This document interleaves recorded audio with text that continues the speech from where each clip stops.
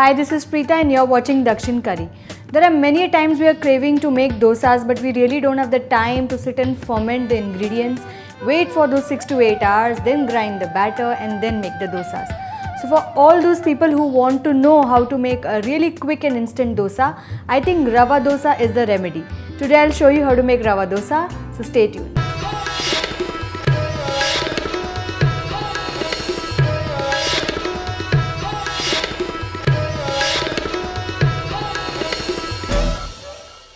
Now since this is an instant dosa, there are quite a number of ingredients that are required to make the base. Let's have a look.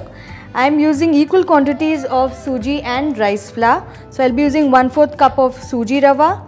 I'll be using 1/4 cup of rice flour, 2 tablespoons of maida, 1/4 cup of sour buttermilk, half a teaspoon of chopped green chilies, 1 tablespoon of chopped coriander leaves, a little bit of curry leaves which I've just roughly chopped up, 1 teaspoon of chopped ginger, a pinch of hing, that is asafetida powder, salt to taste, 1 teaspoon of chopped dry fruits. I am using cashews and almonds here. You can use whatever dry fruits that you want, or you can just stick to cashews.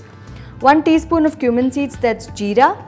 Water to make the batter. I will be using 1 cup of water at the starting, and later on I am going to check the consistency of the batter.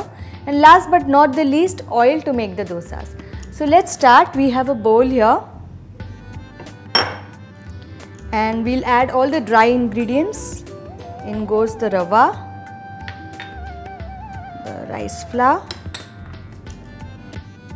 the maida. Now if you're confident about the salt, you can add the salt now or you can add it later. We'll be adding a little bit of salt now. In go the curry leaves. Now what I'll be doing is, I'll be adding the green chilies at the end, the green chilies and the ginger. Otherwise the batter is going to get really spicy and we don't want that. We'll add a little bit of hing powder. And now what I'm going to do is, I'm going to add the sour buttermilk. So firstly we'll mix these ingredients, these dry ingredients. Now we'll add the buttermilk. So what we'll do is, we'll first make a nice thick paste. Keep the ingredients, the bowls which are not required, the side. I'll add a little bit of cumin seeds also, and the dry fruits also. And now I'll first mix this nicely, but to ensure there are no lumps, I'll just mix this nicely. And what I'm going to do now is, I'm going to rest this for a minimum of 20 minutes. Let's have a look at our batter. It's been resting for around 20 minutes, 20-25 minutes. Now, as you can see, the rava has kind of swelled up. It's become nice and thick. So this is the texture of the batter. Now what I'm going to do is, like I told you, I said I'll add the chilies and the ginger later. So in go the chilies and the ginger. Now what we'll do is, just keep this aside. Now we have a non-stick tawa here.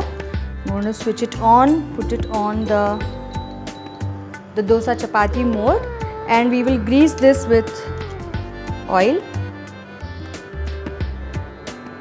Now there are 2 things to remember, that Rava dosa takes a little longer to cook if you compare it with other dosas. Also the absorption of oil is a little more oil goes in making of these dosas. If you want to make onion Rava dosa, what you need to do is, once you add the oil here, you need to sprinkle a little bit of onions and then make the Rava dosas. Basically add the batter like I will be adding right now. So let's start. Now I will also show you how the batter is again. Now you need to remember that you have to keep mixing and adding, because rava is going to settle at the bottom. What we'll do now is, we'll start from outside to inside.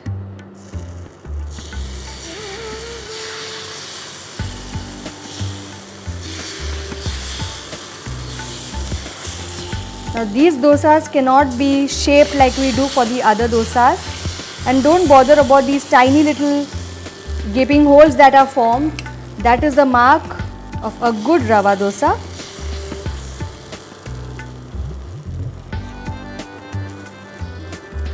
just swirl this a little, extra little batter. Now what I'm going to do is I'll add oil at the edges and also oil in all these tiny holes that you can see, and we'll allow this to cook. This will take around 45 seconds to a minute to cook, but you need to keep checking, and on this you can very easily do that because of these tiny little holes. You will start seeing when they are going to brown. As you can see, this is getting brown.